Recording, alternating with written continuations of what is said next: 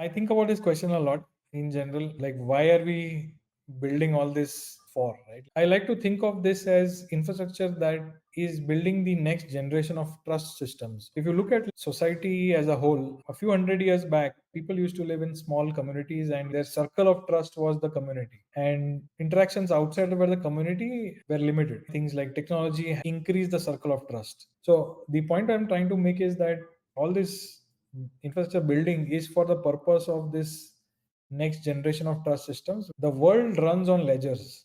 Essentially, like blockchains tries to build this unified ledger, improving efficiency where systems are might be already working, but in places where that is not working, then giving access to better systems for society as a whole to progress.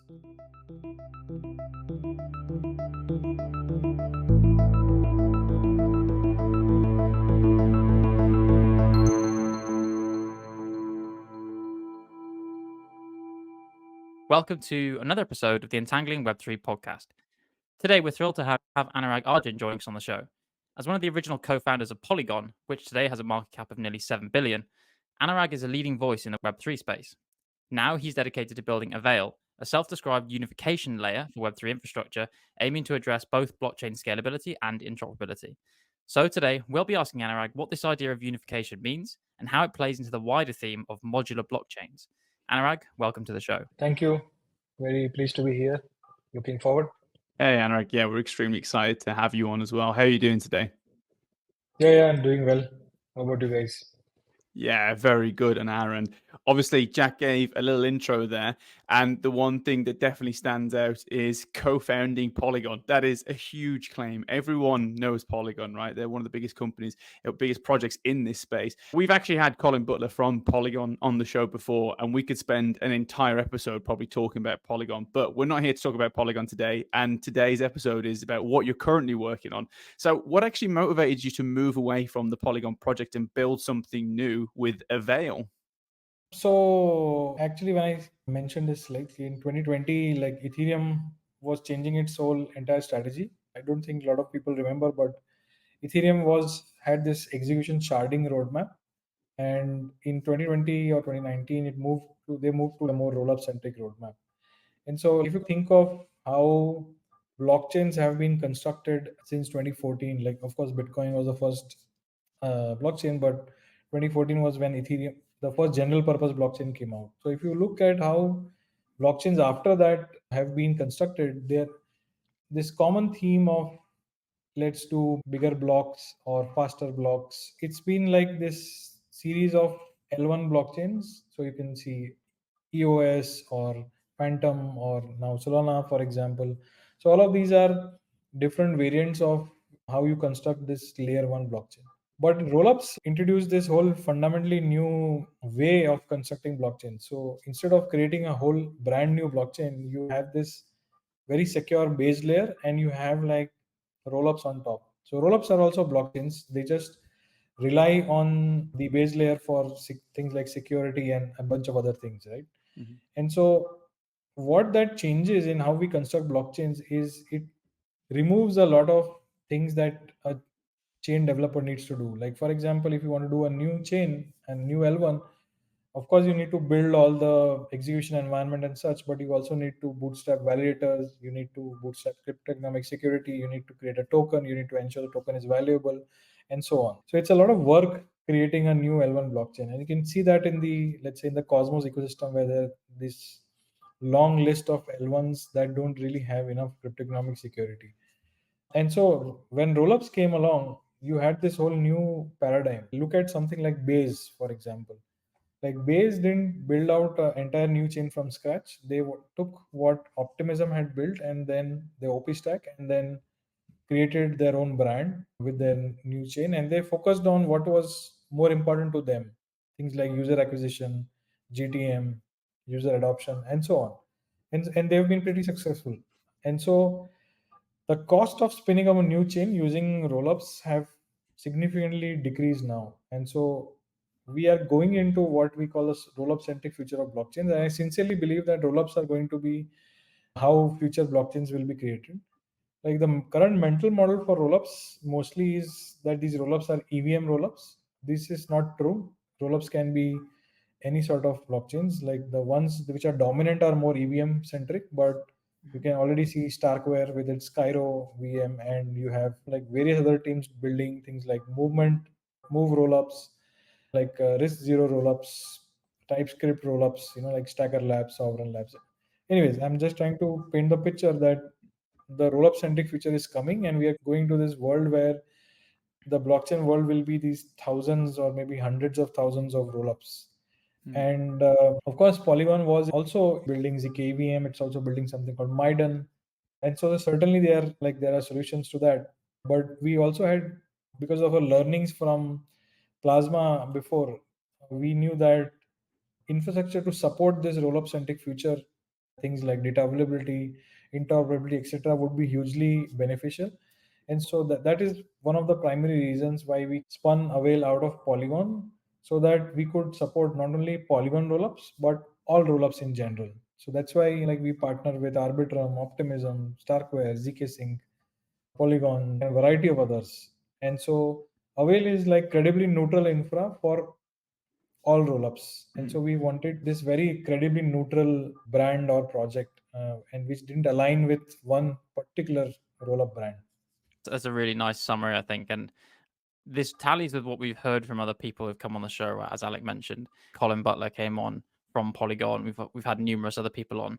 Everyone's talking about rollups, right? That seems to be as you said, the rollups are seemingly the future, especially in terms of how we're going to scale blockchains, how we're going to use them at global scale. And you mentioned there, I think you touched on this idea of monolithic blockchains, like something like Bitcoin, right? That's a classic example. So for anyone listening who doesn't know, Bitcoin, when it was released, funnily enough, it has everything to do with the blockchain in one big monolithic piece of software. And that's what we mean by monolithic, right? It's a single stack, a single kind of software project that has everything in it. So everything from the mining functions, the hashing, the validation of transactions, the propagation of transactions to other peers on the network, transaction building, even had a wallet in there, right? And miners don't necessarily need to be operating these kind of small wallets. They would typically handle their keys in different ways. So when we think of a monolith, I think the original Bitcoin code is what people would think of. So what does modular blockchains actually mean? What does modularity mean in this context? Because I can see from Avail, which we'll deep dive into Avail a little bit more after, but just on an abstract conceptual level, what do you think it means for a blockchain to be modular? Yeah, so I mean, any technology, when it goes through, like when it starts and then progresses, it necessarily undergoes this sort of modularization.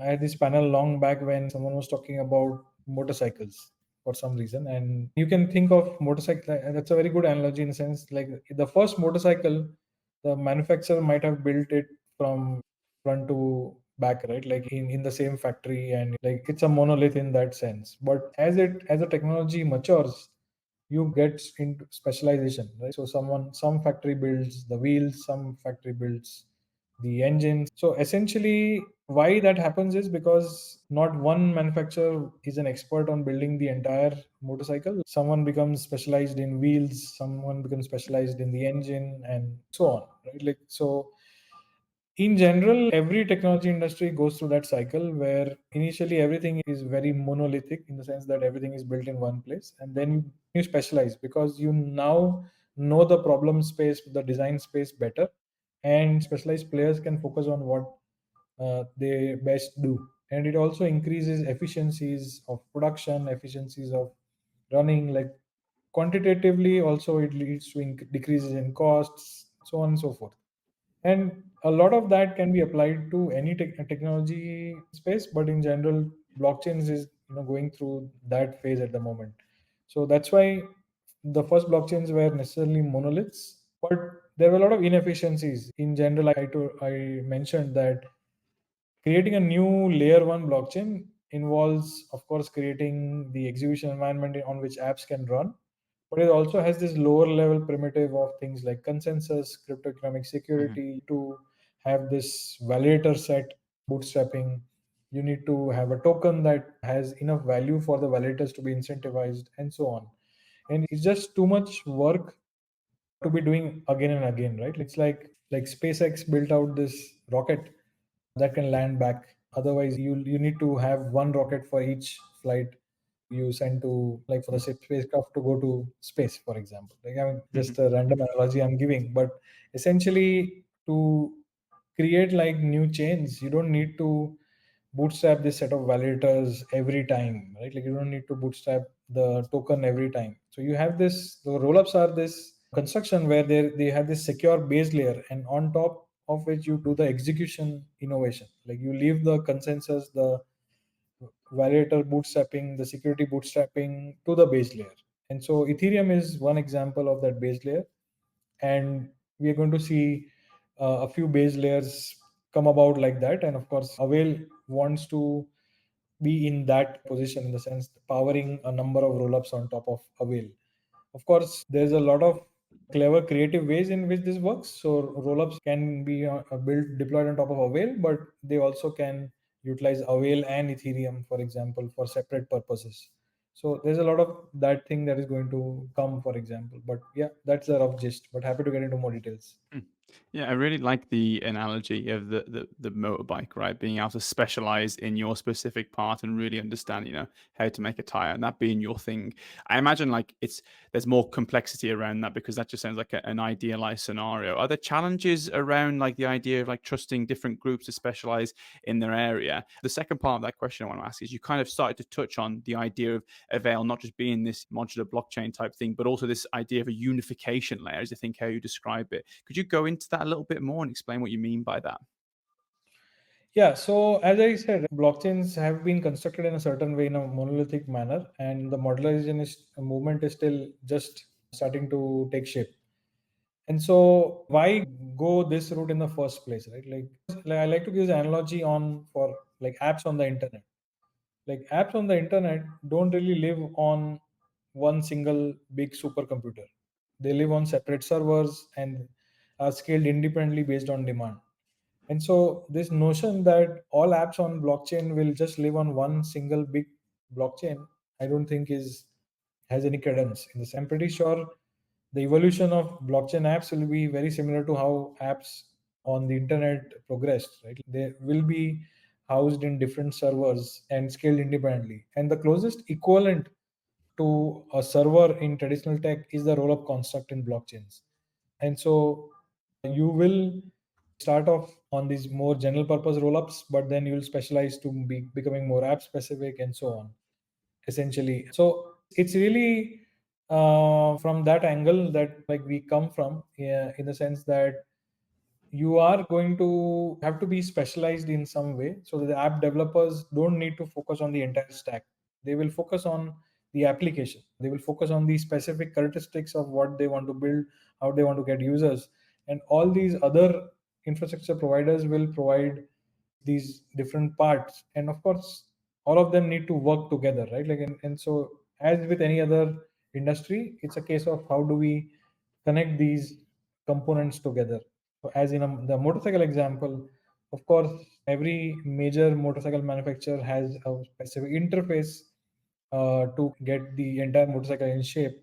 And even if there's like few wheel manufacturers, these wheel manufacturers come to agreement on what standards to keep on the, like, the nuts and the bolts, for example, and so on, right? So even though these components might be manufactured or like separately, you have this standardization that happens over time, right? Like, it doesn't need to be one standard pushed by someone. It just comes about because that's how markets function, right? Like, you need these components to work together, and that organically happens, of course. Yeah, I really like the way you've described the kind of need for them, and I want to get maybe deeper into your philosophy. Like, I really like that you mentioned the need for standardization, and we often talk about blockchain as being like plumbing, and you're talking about these modules being kind of the nuts and bolts that need standardizing, which is a nice way of talking about it.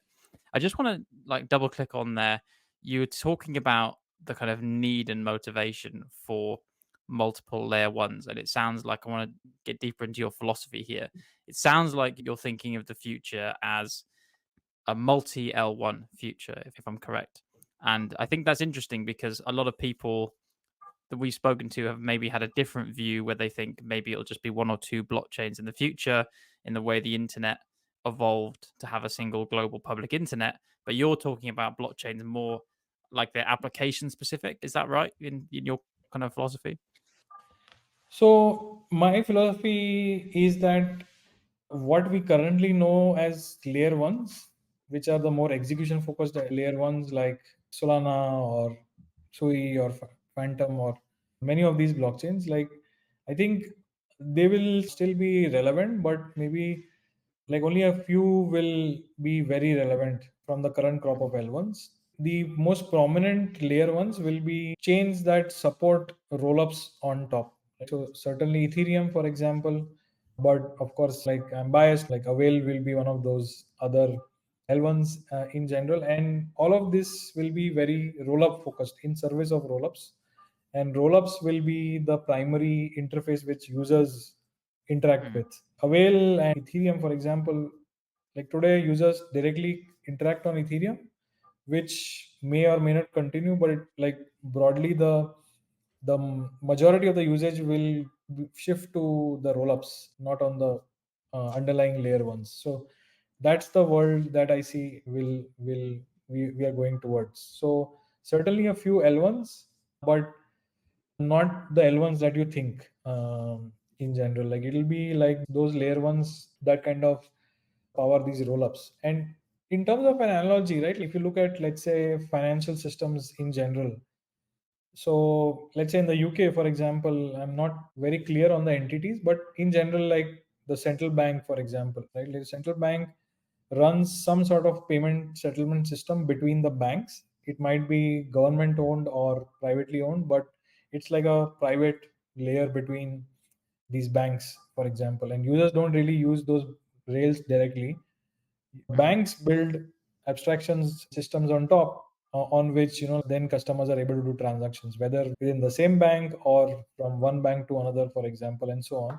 And so the interaction between the central bank and the other banks, that's a network that's not used daily by customers, for example. It's mostly to do with coordination between a few parties, and users have other systems. So I think maybe Monzo builds out this great system which allows for instant money transfer between two users, for example, or a Venmo in the US, for example, and so on. It's not an exact analogy, but there are these lower level systems which regular consumers don't touch. So I think the blockchain ecosystem will move to that, and the rollups will be the more consumer facing infrastructure.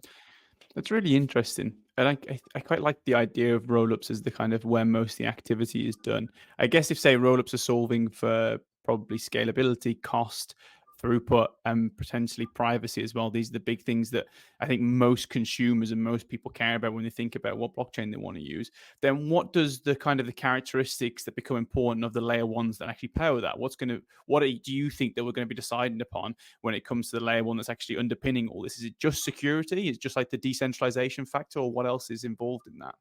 So certainly decentralization of the L1 is pretty important. How verifiability is going to be very important, because essentially what we are talking about is there is this layer one and then there's a layer two, the rollup, for example. The rollup has to provide some data back to the layer one, and it should be able to verify it pretty quickly, for example. This is more to do with how these systems are designed, but essentially security, decentralization, verifiability, all of these are important. And that's why at Avail we build this innovation called data availability sampling that allows our users to lightlines to verify the data availability guarantees, for example, and so on. And there's various different levels of verification that you require. You require execution verification. This is handled by ZKPs or validity proofs, for example, and so on.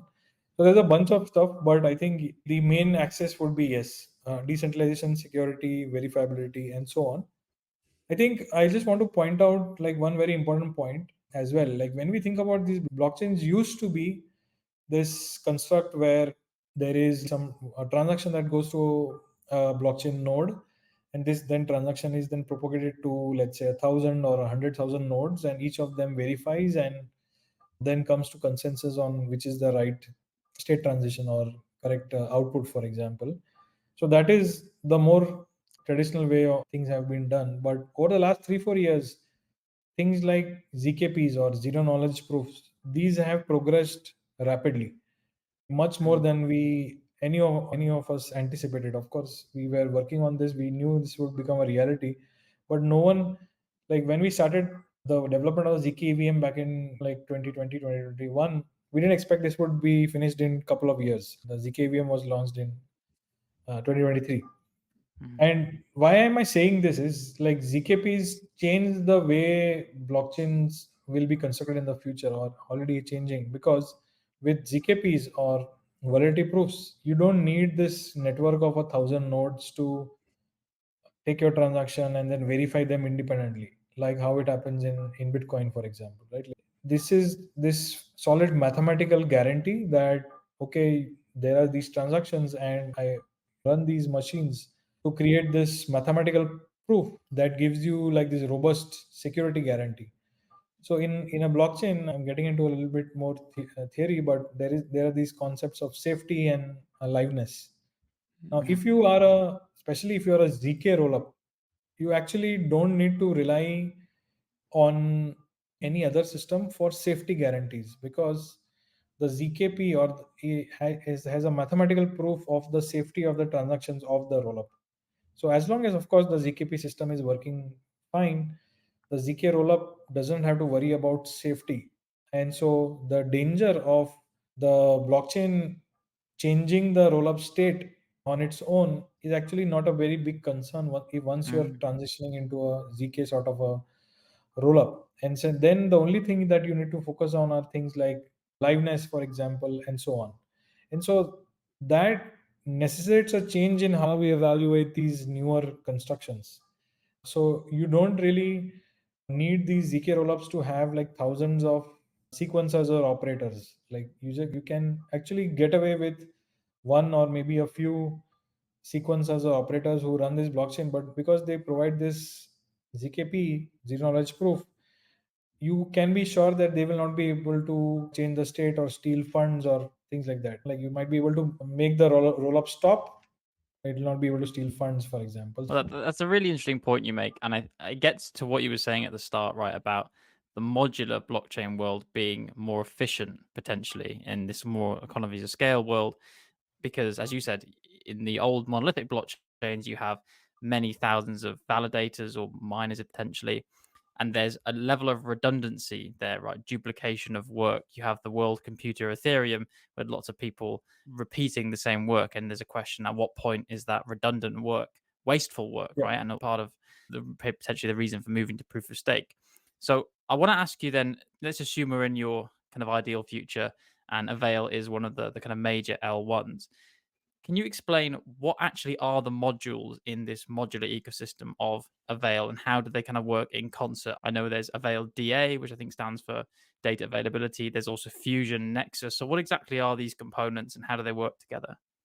So Avail DA is the data availability network that we are launching pretty soon. In general, that is the component that focuses on providing scalability to rollups. So rollups require a data availability service to provide this at scale. Traditionally, the rollups first started appearing on Ethereum, and they used to use Ethereum for data availability. Now it is possible to swap like like for a rollup or like construction to utilize Avail for the data availability component, and they can still keep using Ethereum for proof verification and settlement and so on. So broadly, you have the Avail DA component that focuses on this specific feature called data availability. Is a little hard to explain pretty simply, but essentially you can think of it as ordering as a service. So any blockchain has this functionality of accepting transactions and ordering it in a certain manner. And the order is very important, because if you change the order of the transactions, the result can change. And so a lot of blockchain theory and implementation focuses on the ordering, and really Avail infrastructure or data availability focuses on implementing that ordering component for blockchains or rollups in general. And so Avail DA has also this like component called data availability sampling, which provides easy verification whether Avail has done its job properly or not, for example. And so we start with that because it immediately gives rollup scale on how much capacity or throughput that they can handle, for example, and it downstream it makes user transaction fees less or inexpensive. But we don't stop there. So as we kind of move from this many L1s sort of world to a fewer L1s but thousands of rollups sort of a future, it also introduces, like, we kind of can get into this problem of UX fragmentation, because like if you see something like L2 beat, for example, there are these probably of 100 chains that are listed, and people have to now think about using this chain and that chain, switching RPCs on wallets and bridging tokens from one chain to the other. And so it's a lot of cognitive overload for users to be thinking about that. And so if we want to make Ethereum's roll-up centric roadmap successful, like this whole modular movement to be successful, we also need to kind of solve the problems of how users interact with these roll-ups or multiple chains. And so we build Nexus, which utilizes our primitives of data availability at the base layer to connect these rollups together to make what we call as the unification initiative, where we have these rollups, even though they are operating independently, we connect these together so that once we build all this infra out, for example, if users want to do something across two chains, for example, a user has funds on one chain, but they want to, let's say, buy an NFT on another chain. Right now, the user has to bridge their funds from this chain to that chain and then buy the NFT, for example, and then maybe bridge the NFT also across. Once the Avail Nexus build out is done, what we want to offer experience to users is to just be able to say to their wallet, saying that, okay, I want to buy this NFT on this other chain. I have these funds on this chain, figure out what to do. And then the wallet can talk to the Avail Nexus, and it finds out that the funds are on chain A and it needs to be bridged. And so all of this happens in the backend. The user doesn't need to worry about this. And so I think basically with modular, we are moving into this more fragmented landscape. And so we need to be thinking about how not to make people's life harder, right? Like as it is, using blockchains is not that easy. And once we scale, we also need to think about connecting or interoperability in that sense to make this infrastructure more abstracted. And so essentially what we do is, like, one of our friends at Connects, for example, says that scaling is actually an interoperability problem. So certainly having more rollups is great, but having them operate independently in silos is also not good. So that's why we build all these pieces together, and they are part of this coherent roadmap that we have. That's really exciting. I think like you see so much in this space, there's kind of this sunken cost fallacy where someone's been in one network for their entire life, and even if there's problems, they will stay in that network just because of the amount they've invested in it. And I really like that you've taken a step back and you think, okay, well, there's actually problems across the board here, and everyone's talking about interoperability, but they've spent 10 years like completely diving into this ecosystem that doesn't work with this other ecosystem. Interoperability is really the problem here, and no one's going to migrate from one network to the other when all their customer base is there. And one of the things that comes with the idea of actually fixing all these problems is that this is a really ambitious project, right? And I think related to that, I think you have an announcement that you might want to talk a little bit about about a funding round that just happened. Yeah, of course. I mean, our vision is pretty ambitious, and we've done enough infrastructure building in the past to take on this problem of this huge scale. And so I'm thankful that, like, investors also agree. And so we recently closed this capital financing round that will help us bring this vision to life in general. And so we have some of the best investors in the space, including Founders Fund, Dragonfly, Cyber Fund, and others, a variety of others supporting us on this journey to bring this vision to the future. Essentially, just taking a step back, right? I actually live in Dubai, and I mean, of course, I can take a lot of other examples, but essentially, if you look at a lot of historical examples, one of the ways to make a city successful or like popular when you don't have network effects is to connect other popular cities together, for example, right? Like, so you, like, when Dubai initially started developing, it decided to be like this hub of activity. So initially it was this whole seaside port, for example, and then it focused on making this the airline hub. And so now of course people don't think too much about it, but Dubai is like this hub between the west and the east, for example. And so the analogy is that like you have these ecosystems that do their own thing, and but you need this to be connected to make each all of them valuable, but also then like you use that strategy to make the hub valuable, right? And so we are thinking about it in that manner. I love that description of the kind of hub connecting people, because again, as you said, most of the value of lots of these things in Web3 does come from network effects, from building communities of users who are getting genuine value out of all these projects. So at the end of the day, if they're not delivering some value for the real users in the real world, right, and people like our grandparents, then it's actually, these things aren't going to be successful. So I think it's good that you bring it back to that.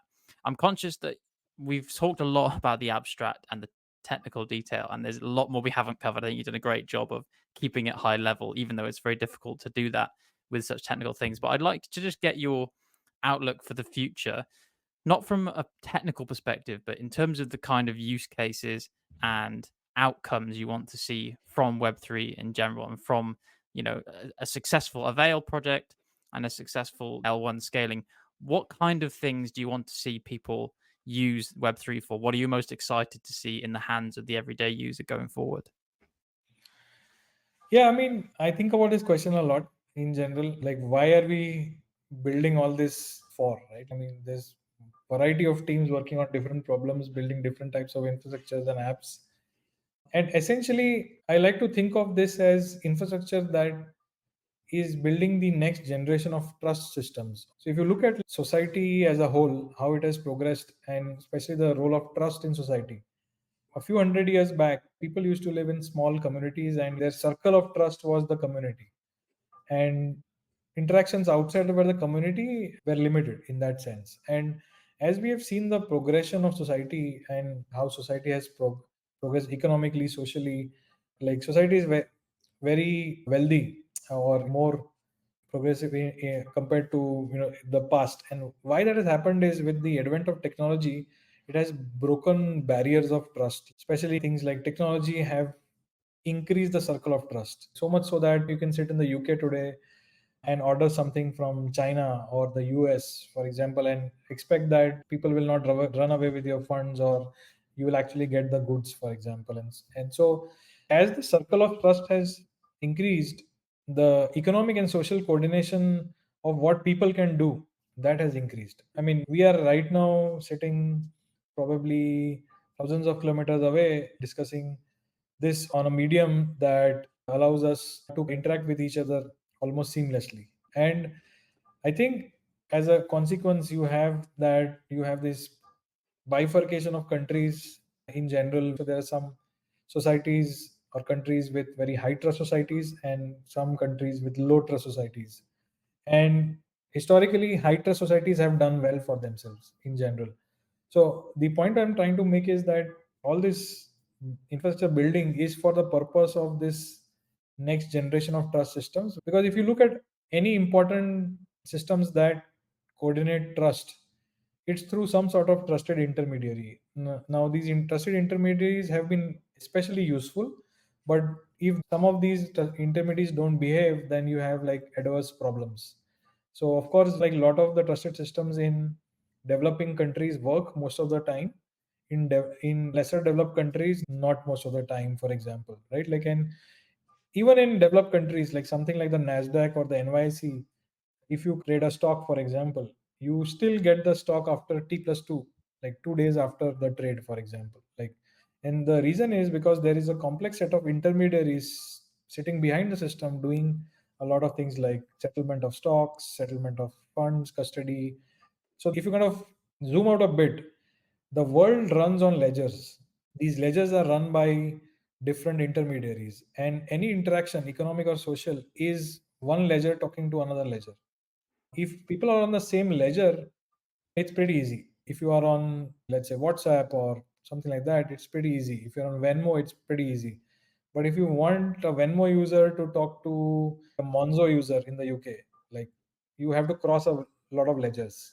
and that's where the latency, like the delay, comes from. So essentially, like blockchains brings that problem to the forefront. Like it tries to build this unified ledger where a lot of these parties can now coordinate directly, for example, without having one ledger to talk to another ledger, for example, and so on.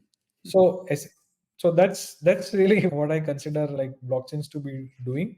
So of course, improving efficiency where systems are might be already working, but in places where that is not working, then giving access to better systems for society as a whole to progress. So that's what I really see the blockchain industry in general, and of course Avail to be powering that as well.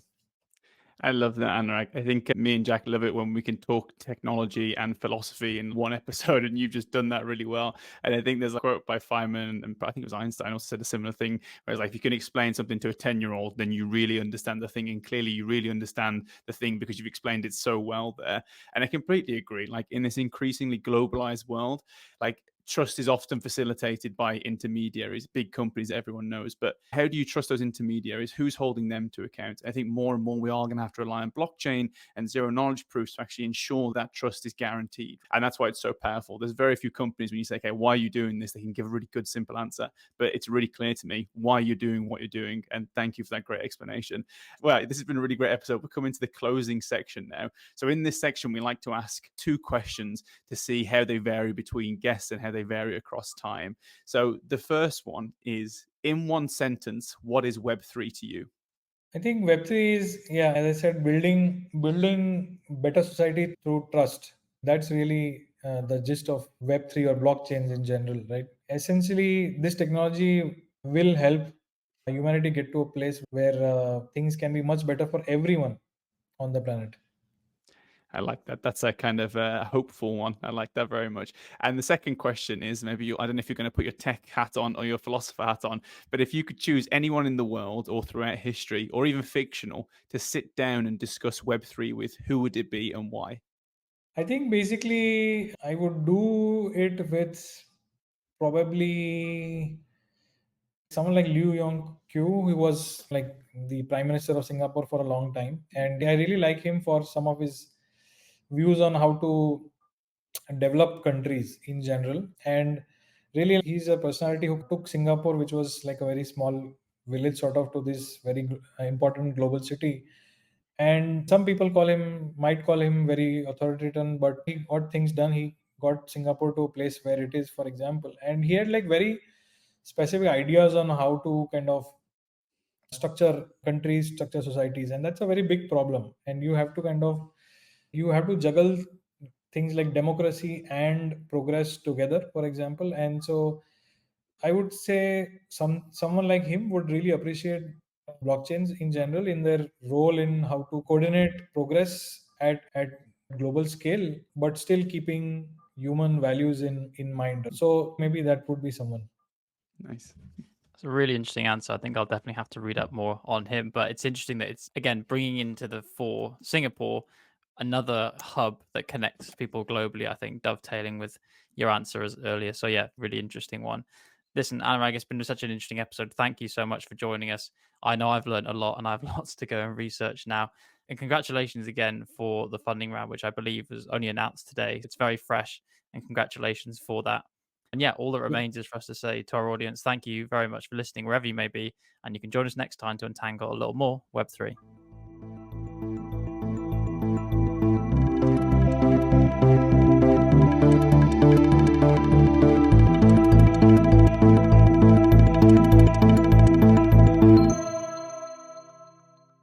Thanks for tuning in to another episode of Untangling Web3. Don't forget to send us your thoughts, questions, and comments on social media. And be sure to follow us on your favorite podcast provider to catch the next episode. See you next time to untangle a little bit more of Web3.